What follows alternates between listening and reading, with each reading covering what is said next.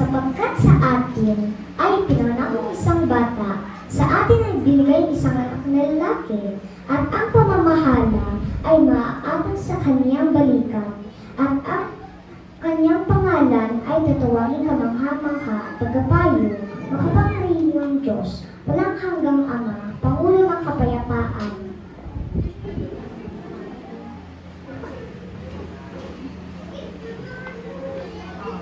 Nang ika-6 na buwan nga'y sinugo ng Diyos ang Anghel Gabriel sa isang bayan ng Galilea, nganay Nazaret, sa isang dalagang mag-aasawa ng isang lalaki na ang kanyang nanay Jose, sa angkan ni David, at Maria ang pangalan ng dalaga. At pumasok siya sa kanyang kinaroroonan at nagsasabi, Magalak ka! Ikaw na ang tunay na pinakamamahal, ang Panginoong Diyos ay sumasa iyo. Huwag kang malawat, Maria, sapagkat nakasungkot sa iyo ang biyaya ng Diyos.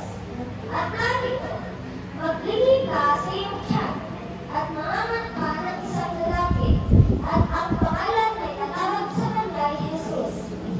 Siya ay magiging dakila, at tatawagin anak ng ataas-taasan. Sa kanya ay bibigay ang pagtutunan ni David na kanyang ama. Ngunit paano nangyari? Sapagkat hindi ako nakakakilala ng lalaki. Bababa sa iyo ang Espiritu Santo, at liliman ka ng kapangyarihan ng kataas-taasan. Ako ay alipin ng Panginoon, pwedeng magyari sa akin ng iyong salita. at si Jose na kanyang asawa, palibhasa'y lalaking matuwid at ayaw na ihayag sa madla ang kanyang kapulihan, ay nagpa siyang hiwalayan si Maria ng lihim. Sa isang panaginip ay nagsalita ang anghel kay Jose at nagsasabi, Jose, anak ni David, huwag kang mangamba sa pagtanggap kay Maria ng iyong asawa, sapagkat ang kanyang dinadalang tao ay sa Espiritu Santo. At siya'y manganganak ng isang lalaki. At ang pangalan na itatawag mo sa kanya Jesus, sapagkat iniligtas niya ang kanyang bayan sa kanilang mga kasalanan. at nagbangon si Jose sa kanyang pagkakatulog, at ginawa niya ang ayon sa ipinagputos sa kanya ng Panginoon.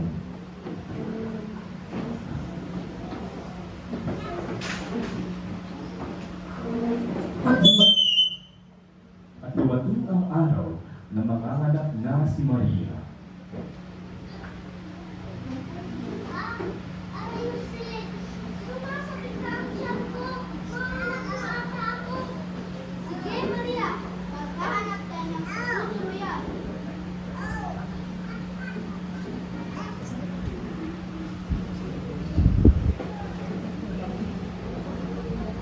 Ano ba yung may tutulong sa inyo? Meron po ba kami tuluyan? Manganganak kasi ang aking asawa. Pasensya na po. Puno na po ang aming bahay. Salamat. At sila'y tumingin ng pagtutuluyan hanggang nakakita sila ng Ayun! Isang sagsaba! Tara, Maria! Naroon tayo! at kaniyang ipinanganak ang panganay niyang anak na lalaki.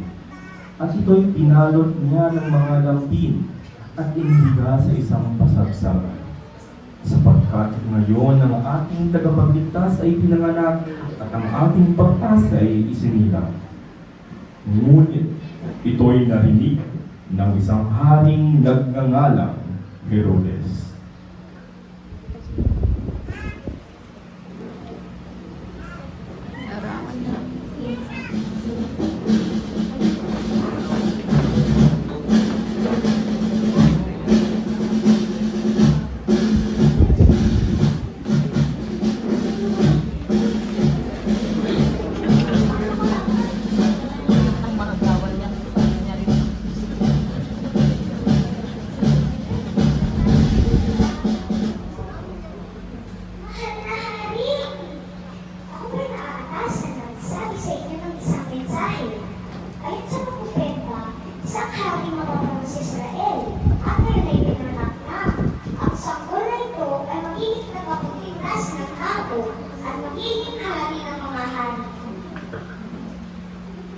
Hindi pwede yan. Patayin lahat ng sanggol.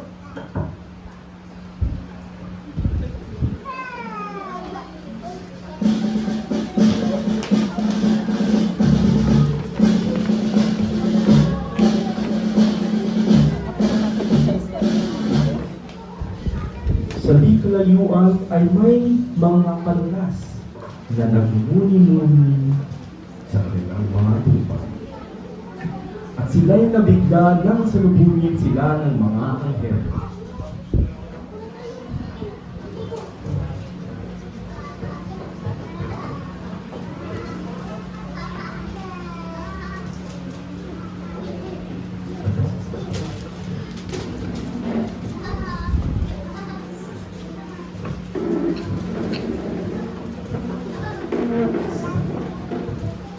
Purihin ang Panginoon.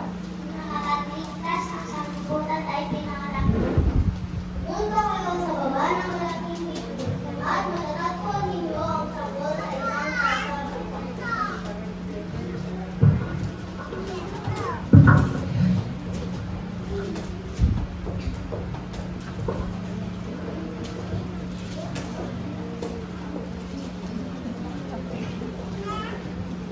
Ayun, isang bituin. Tayo pumunta roon.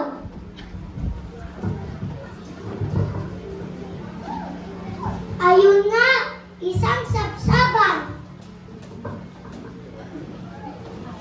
At sila'y nagbigay ng kanilang mga regalo katulad ng ginto, myrrh, at frankincense.